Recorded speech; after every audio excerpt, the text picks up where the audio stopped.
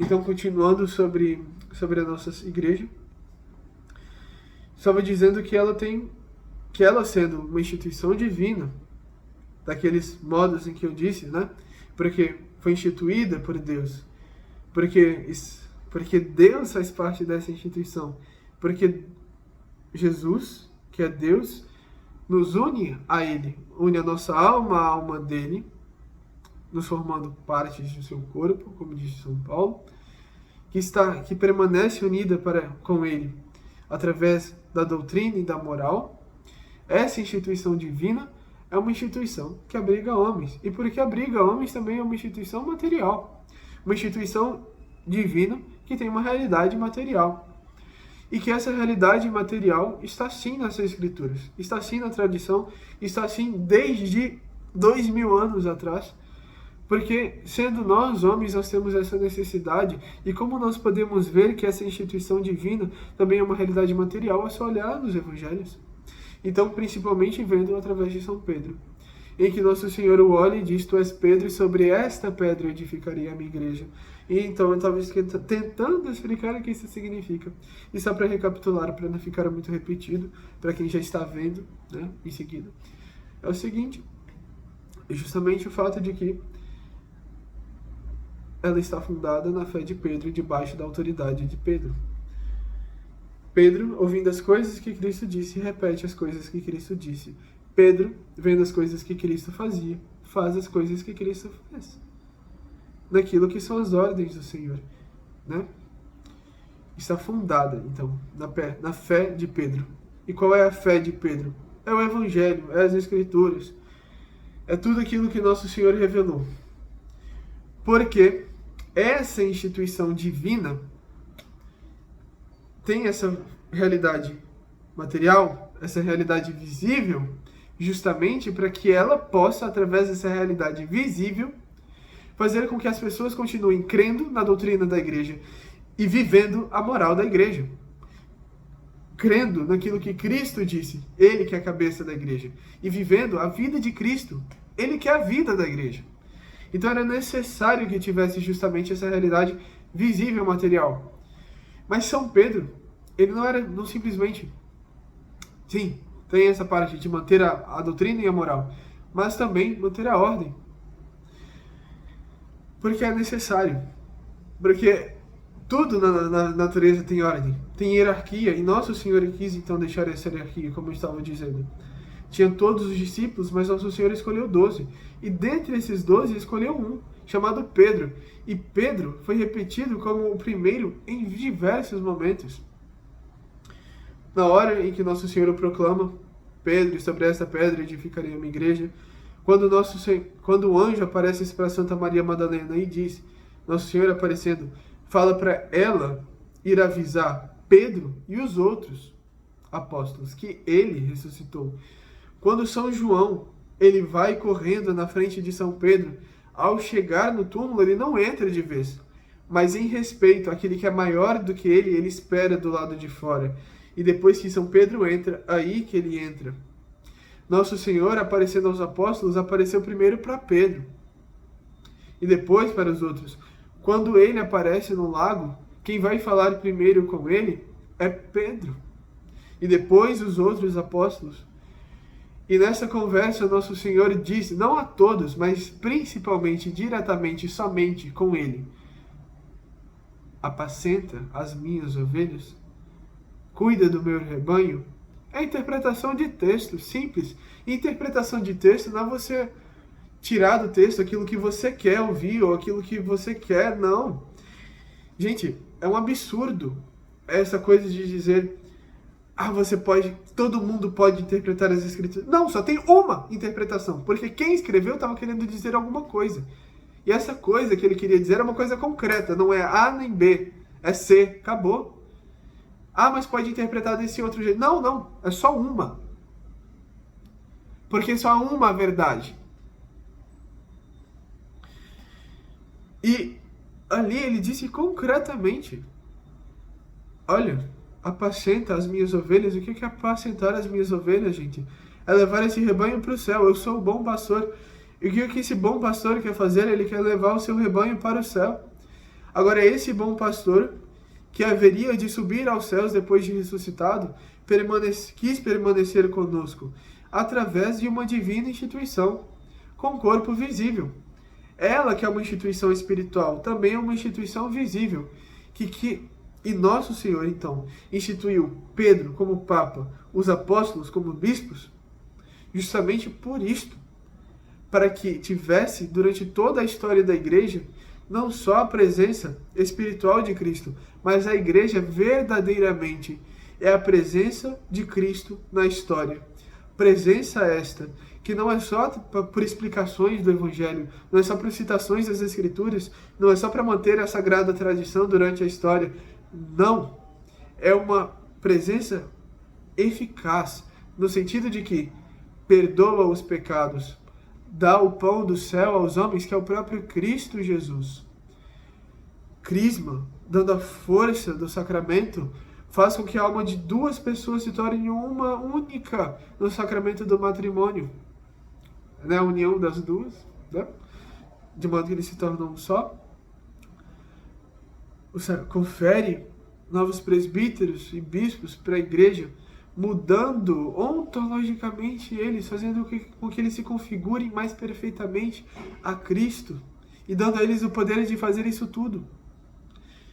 Dando àquelas pessoas que estão doentes ou a graça de se curarem de suas doenças, ou então viverem com santidade e irem para o céu.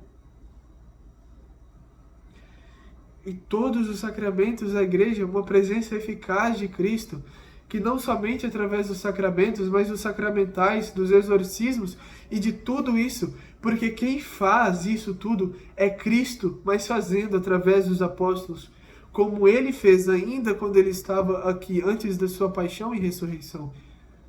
Ide.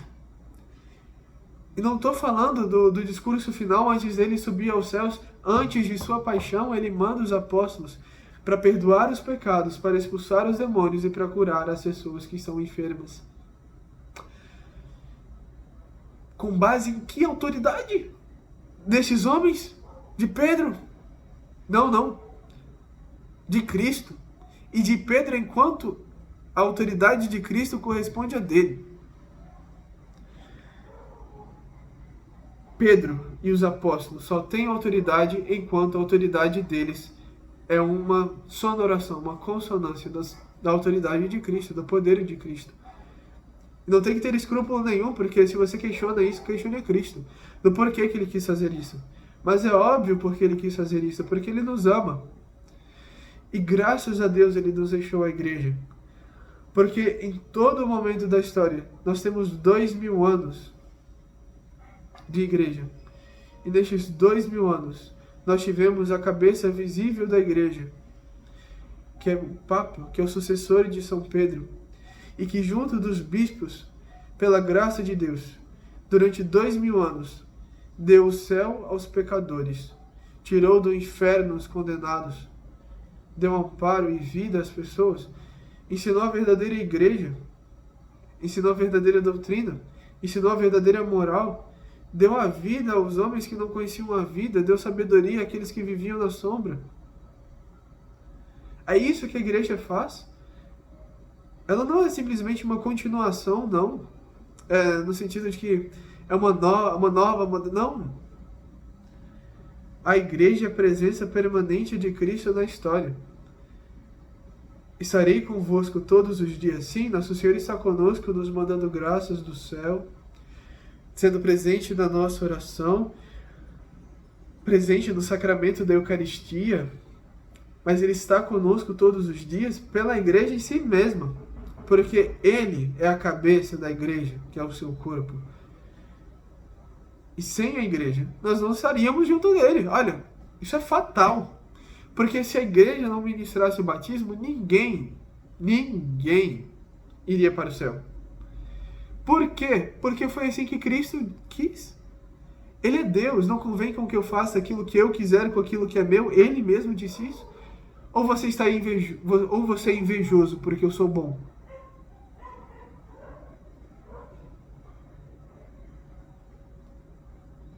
Então sim, só existe uma, santa, católica e apostólica.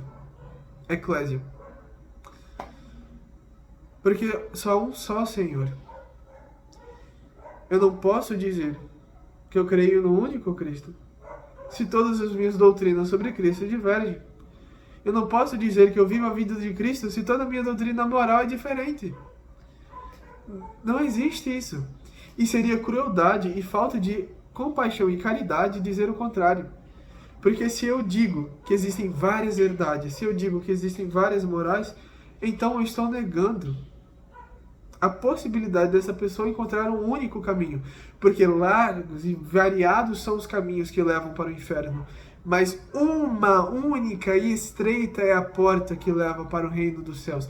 Esforçai-vos, pois, para passar por esta porta que é estreita.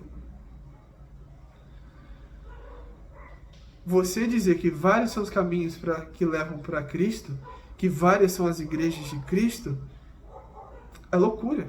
Porque você está condenando a alma dessas tantas pessoas a caírem num erro e, portanto, irem para o inferno. Agora, se você mostra qual é a única igreja de Cristo, embora ela seja única, ela é suficiente para levar todas as pessoas do mundo para o céu.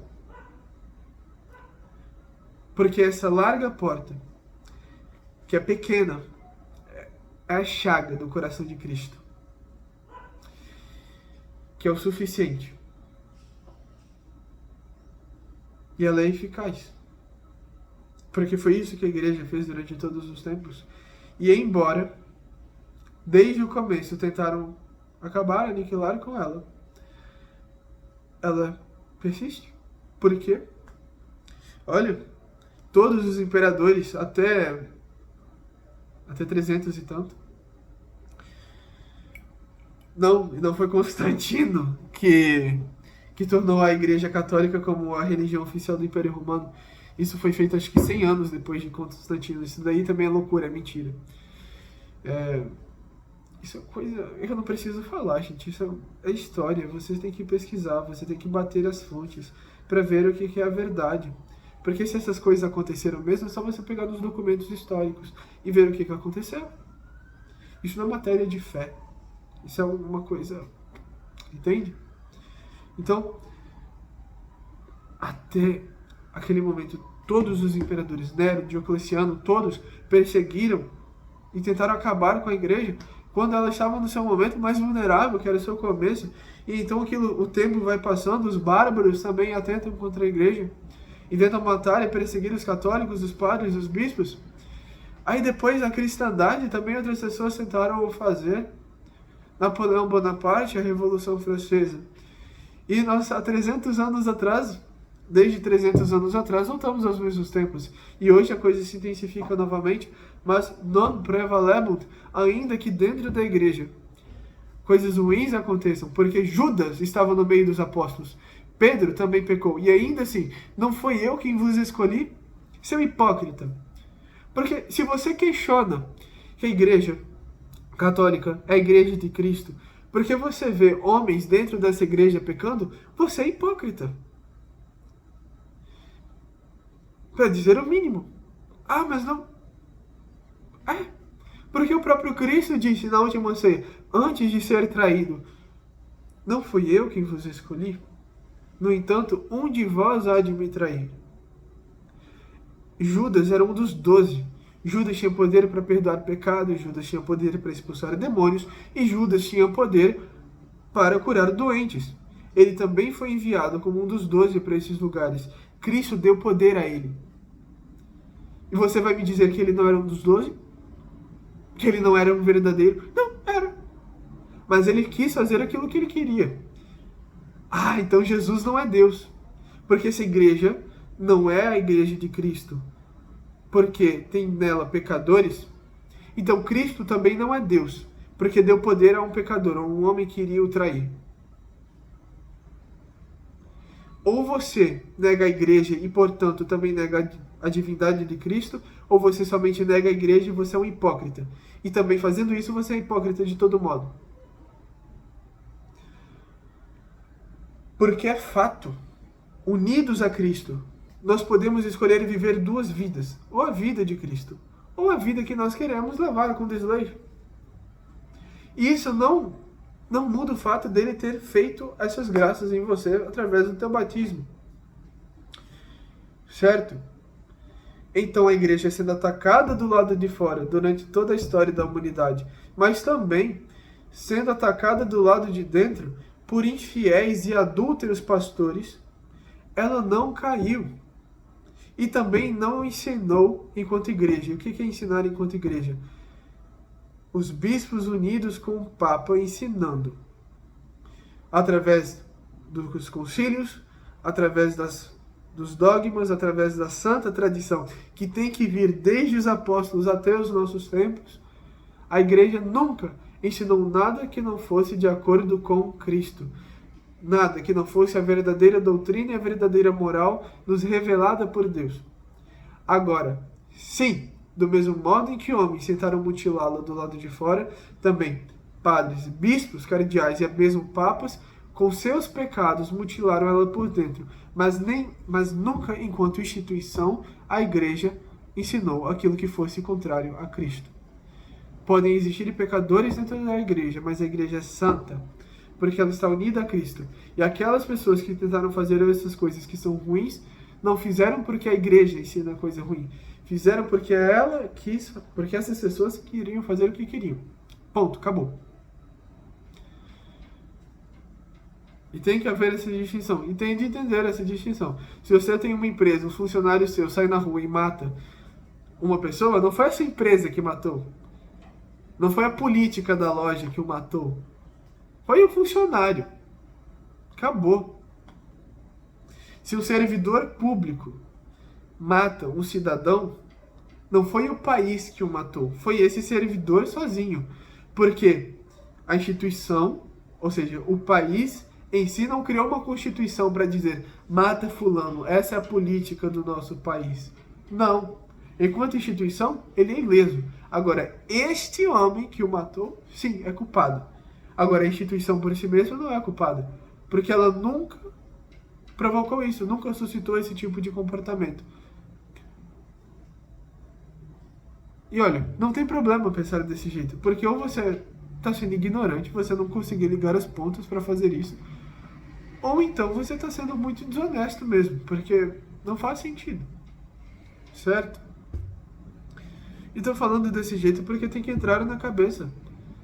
Porque isso é uma coisa muito importante. Ou a Igreja Católica é a única que salva e nós temos que ir até ela e fazer com que as pessoas vão até ela. E se é assim, se as pessoas não estiverem unidas a esta igreja, elas podem se perder. Ou então, faça o que você quiser da sua vida. Agora, é importante responder essa pergunta. Da mesma forma, se Cristo é Deus, é importante responder essa pergunta, é uma consequência dessa. Responder se a Igreja Católica é a única igreja verdadeira. Porque se for, dela depende a sua salvação. Porque foi através dela que Cristo quis distribuir todas as graças. Na paixão de Cristo nós fomos salvos. Mas através dos sacramentos da igreja é que nos chega a salvação. Com vosso Filho, Mãe Pia, abençoai-nos a Virgem Maria. Em nome do Pai, do Filho e do Espírito Santo. Amém.